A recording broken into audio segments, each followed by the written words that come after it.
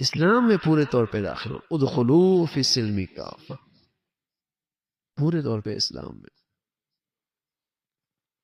کہ کہاں جائزہ لیتے رہے کہاں کمی ہو رہی ہے، اور دین کا کون سا حصہ ایسا ہے جو آج ہمارے گھروں میں نہیں ہے، کہاں کوتاہی. آدمی ہمت کر لے نا اور عزم کر لے کہ ہم نے ہر حال میں اللہ کا حکم پورا کرنا ہے، تو میرے عزیزو اللہ بڑا مہربان ہے، اس کی مدد و نصرت بھی ہو جاتی، آسانی بھی ہو جاتی. لیکن اگر اندر سے طے کر لیا نہیں اتنا ہی کافی ہے، اگر زیادہ چلیں گے تو مشکلات کھڑی ہو جائیں گی.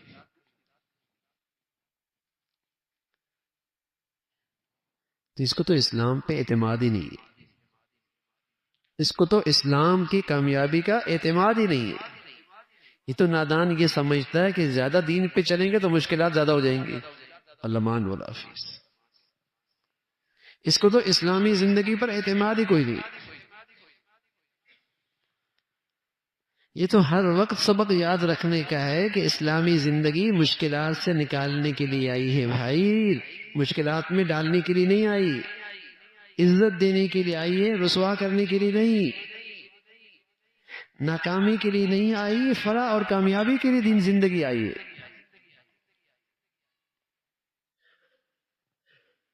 اس کا تو ہر وقت خیال رکھ.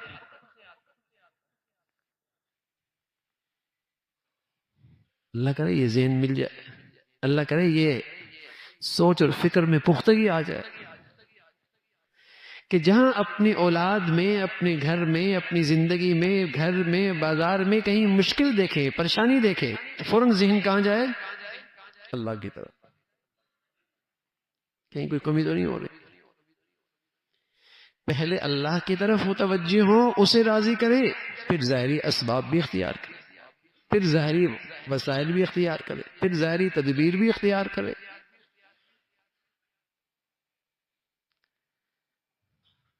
لیکن پہلے اللہ کی طرف. اللہ کے سب سے پیارے بندے حضرات انبیاء علیہ الصلوۃ والسلام، ان کی شان دیکھیے. وما كان قولهم الا ان قالوا ربنا اغفر لنا ذنوبنا واسرافنا في امرنا وثبت اقدامنا. یہ پیغمبروں کی دعائیں ہیں. جب ان کے لیے کوئی مشکل آ گئی، کچھ زندگی میں رکاوٹ آ گئی، کچھ ناگواری آئی، تو سب سے پہلے انہوں نے اللہ کی طرف یوں کہا ربنا اغفر لنا ذنوبنا، اے اللہ ہم سے کوئی خطا ہو گئی تو معاف فرما. سبحان اللہ. پیغمبر گناہوں سے معصوم ہوتے، ان کی زندگی میں کوئی گناہ نہیں ہوتا، لیکن فوراً اللہ کی طرف متوجہ ہو گئے، اے اللہ کوئی بھول ہو گئی معاف فرما.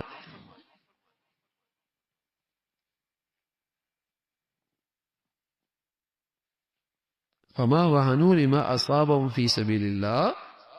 جب انہیں کوئی تکلیف پہنچی اللہ کے راستے میں تو فوراً یہ کہا وما كان قولهم الا ان قالوا ربنا، اور کچھ نہیں کہا، سب سے پہلے کہا اللہ کہیں غلطی ہوگی تو معاف فرما.